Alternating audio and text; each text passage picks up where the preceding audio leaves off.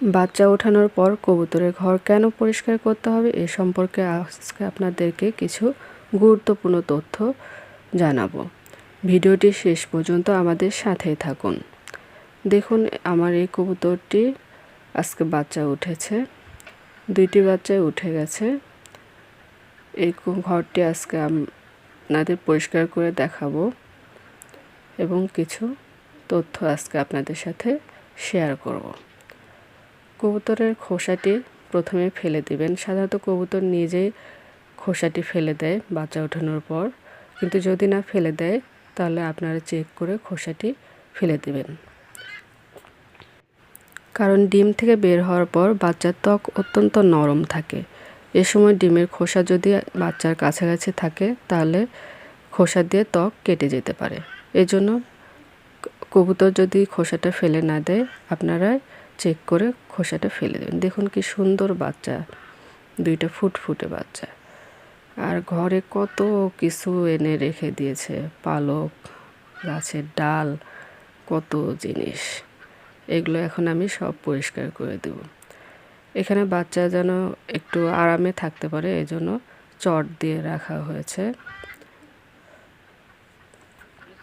কবুতর ডিম পাড়ার পর আপনারাও এভাবে চট দিয়ে রাখবেন।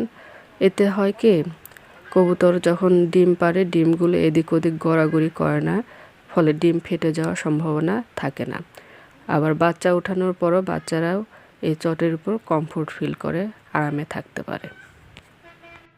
পুরো চটটা তুলে এবার আমি কবুতরের ময়লাগুলো সব কিছু পরিষ্কার করে নেব।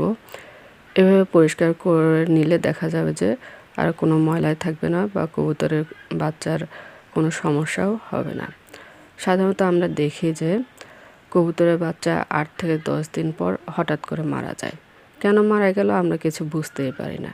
এর কারণ হলো, অনেক সময় কবুতরের ঘর পরিষ্কার না করলে দেখা যায় যে ছোট ছোট পোকা বাচ্চার নাভিতে সংক্রমণ করে।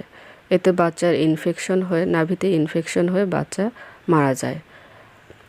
আবার অনেক সময় দেখা যায় যে বাচ্চার ঘর যদি স্যাঁতসেঁতে, কবুতর বাচ্চা দিয়েছে এমন ঘর যদি স্যাঁতসেঁতে থাকে তাহলে ওই জায়গাতে বড় বড় কিছু পোকা হয়। এগুলো আবার বাচ্চার ঘাড়ের উপর বসে রক্ত খেয়ে ফেলে। ফলে দেখা যায় যে বাচ্চা গ্রোথ কমে যায়, বাচ্চার খাবারে অরুচি দেখা যায়। দীর্ঘদিন ঘর পরিষ্কার না করলে দেখা যায় যে ঘরে এক ধরনের ডাস্ট তৈরি হয়। এগুলো বাচ্চার শ্বাসনালীতে সংক্রমণ ঘটাতে পারে। তাই কবুতরের বাচ্চাকে সুস্থ রাখার জন্য ঘর পরিষ্কার করাটা অত্যন্ত জরুরি। আমার এই ঘরটা দেখুন অলমোস্ট পরিষ্কার করা হয়ে গিয়েছে। বাচ্চা দুটোকে রেখে দিলাম। মা কবুতরটি বাচ্চার কাছে চলে এসেছে। আমাদের আজকের ভিডিও যদি আপনাদের কাছে ভালো লেগে থাকে তাহলে চ্যানেলটিকে সাবস্ক্রাইব করুন এবং লাইক, শেয়ার ও কমেন্ট করে আমাদের সাথে থাকুন। ধন্যবাদ সকলকে।